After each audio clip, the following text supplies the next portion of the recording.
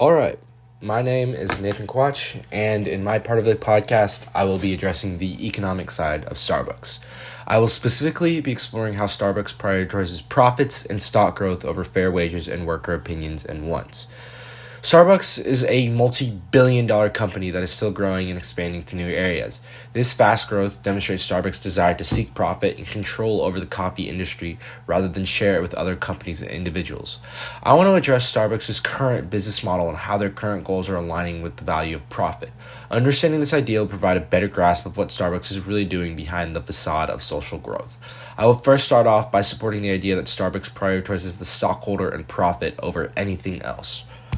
Research done by Mary Ravis, Jack Tucci, and Garrick St. Pierre, all researchers at Arkansas Tech University, describe two different business approaches. The two are the stakeholder and the stockholder approach. The stockholder approach is described as prioritizing profit over anything else, and the stakeholder approach is described as prioritizing more than economics in a business model. This stakeholder approach is often taken by consumers who believe that businesses should have an ethical approach to their actions. Stakeholders include people like employees, suppliers, customers, creditors, government entities, and resource communities. Overall, this research provided a great understanding of both perspectives, the stakeholder and the stockholder. Throughout this journal, it builds the argument that of the changing business model to become more stakeholder-oriented. It does this by including lots of statistics. For example, it mentions that in the year 2000, 64% of millennials identify with the stakeholder approach, and only 18.6% identified with the stockholder approach. This use of the use of these statistics builds lots of credibility for this article, and because of this, it shows that the authors are well versed on this topic and ensures the customers prefer the stakeholder model. Overall, this journal provided a really good understanding of what consumers prefer. This connects back to the idea of Starbucks putting on a facade or show. It is seen in Starbucks commercials that they care about their employees and customers and suppliers. However, as mentioned before, there are many ethical practices that Starbucks does to not benefit these stakeholders. Starbucks is trying to put on a facade that will please customers and cause them to continue to spend money. And we're going to be hearing from Jill, a current employee of Starbucks. In your communications with many customers and interactions with them, do you feel that the company implemented practice that cared for their customers and not just about their money? Or was it focused more on the money and less about the individuals who are providing it? I think it's more focused on the money. So a prime example of this is every single year, if you have the Starbucks app, you can get a free drink on your birthday. And it used to be like, you could go the day after your birthday if you had been busy on your birthday and you could come get a drink. Well, people started finding out about this about Starbucks, and more people started using it, that they completely took away. You had to get it on your birthday. Okay. You had to have the app for a few weeks. Now it's become that you have to make several purchases on the app. Mm-hmm. It's just a way to make money, and it's encouraging people to get the app so that they can do those types of things. Another good example is we have these stars that you can collect. If you buy so many Starbucks drinks, you get a free Starbucks drink. Mm-hmm. It used to be that for only 100 stars, you could get a free latte. Mm-hmm. It bumped it up to 150 stars. Now I'm at 200 stars. Mm-hmm. And that just costs a lot more money for people and a lot more lattes to buy to be able to get that free one. Mm-hmm. And customers are really upset with us, and it's not really cool because if you actually look at the numbers, those free star drinks are taking nothing away from the company. Mm-hmm. And making customers a lot happier. And so they noticed that maybe people were getting stars a little bit faster, so they just keep bumping it up, and people are just not happy, and and it's all about money. This just goes to show how Starbucks takes false action to please their customers. They establish a loyalty system to get free rewards, but when people are able to redeem these rewards, they only make it harder for the customer. Overall, I believe they are trying to put on a stakeholder business model, but they are truly a stockholder business model because they prioritize profit over anything else. This can be seen in their union busting and continued use of low-priced coffee, which will be addressed in a little bit. Along with understanding the business model Starbucks uses, it is important to understand the economic profitability of Starbucks. The Starbucks Corporation released a 2023 Quarter 1 press release detailing the financials of the company. This demonstrated that Starbucks is having a great first quarter of 2023. Revenue is up 8% for a total of $8.7 billion. 30.4 billion people are participating in Starbucks Rewards, which is a 15% increase over the last year. There was a 7% increase in the average ticket price, and 459 new Starbucks stores were opened. Overall, all of this information shows an increase in profit and revenue for Starbucks. This information is important because it shows the direction the company is going. These reports build credibility for the company and causes more investors to invest, increasing the stock price and overall market share the company holds. All of this information is good for people prioritizing profit and money over the ethical sustainability of Starbucks. Even though this is extremely good for the stockholders in Starbucks, I think it's important to mention that in the quarter one investor report, nothing about environmental sustainability or work conditions were mentioned. This further demonstrates how Starbucks cares about its profit over the way workers and people are treated. Understanding this profit increase is important because it is often due to a rise in goods for consumers and the cheaper purchase price of coffee and other resources. And then we are going to be hearing from Jill again.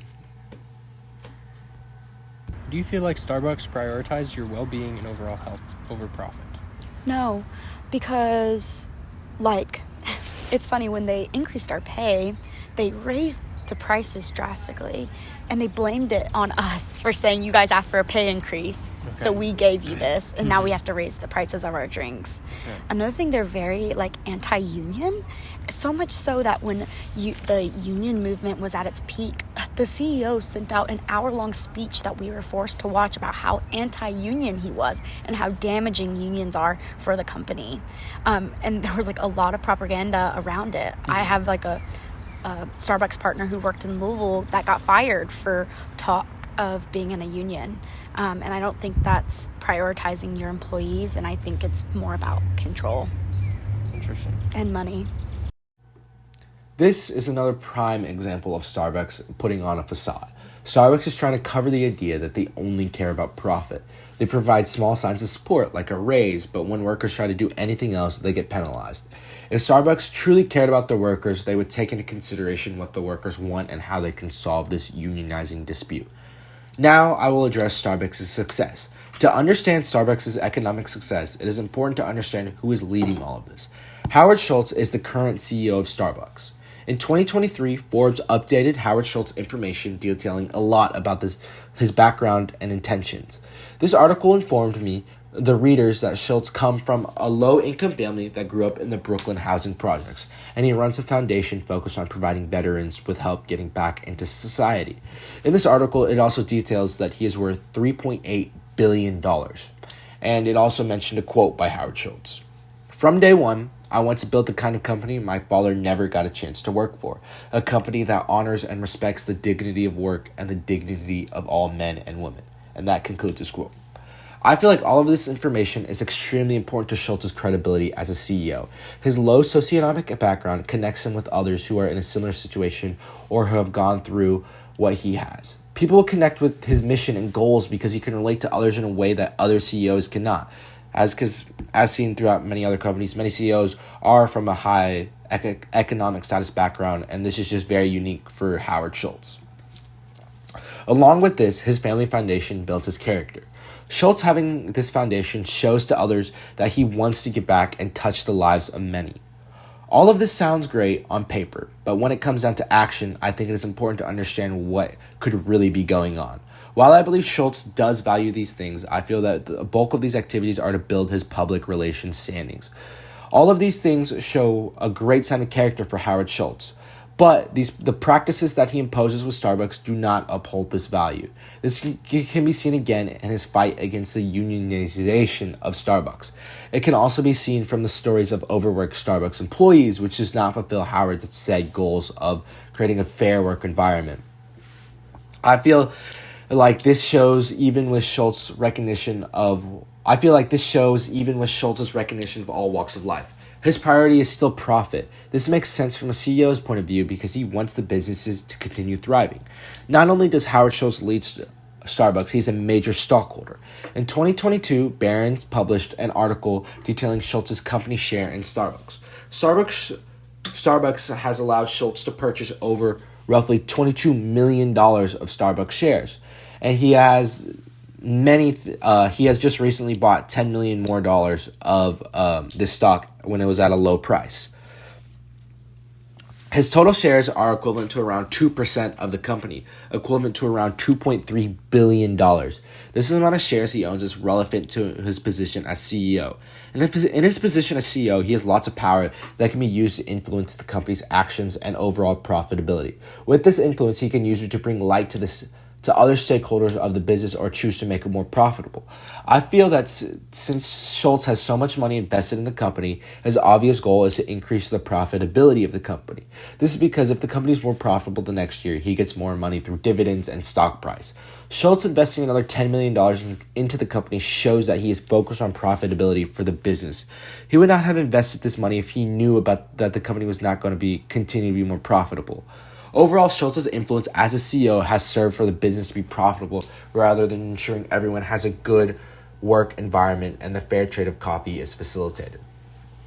Overall, I feel that Starbucks recognizes the spotlight and they are under, so they try their best to please the general public through different messages. However, in the end, they value profit and pleasing the stockholder over any other issue. There are many solutions that Starbucks can take to please their customers, workers, and stockholders. Jill has shared with us what she would change. Again, this is another bigger picture question that you may not have an opinion on, but in the Starbucks Corporation as a whole, or their business plan in general, what changes could be made to benefit other stakeholders such as the employee or the customer that would benefit them rather than just the stockholder? I would probably say, like I mentioned before, like the stars in the app, making that more accessible for people. I would think maybe more benefits for people who stay with the company longer, like my friend Hannah, who's been there for 8 years. I think that's really important to maintain employees because Starbucks has a very large turnover rate.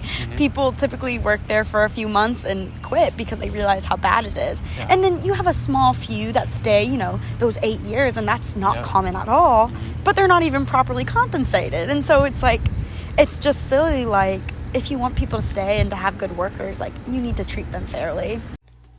Many of these things Jill just mentioned are relatively easy to implement and require Starbucks little to no effort and resources to implement. Some type of change needs to be made. Thank you for listening, and this concludes my portion of the podcast.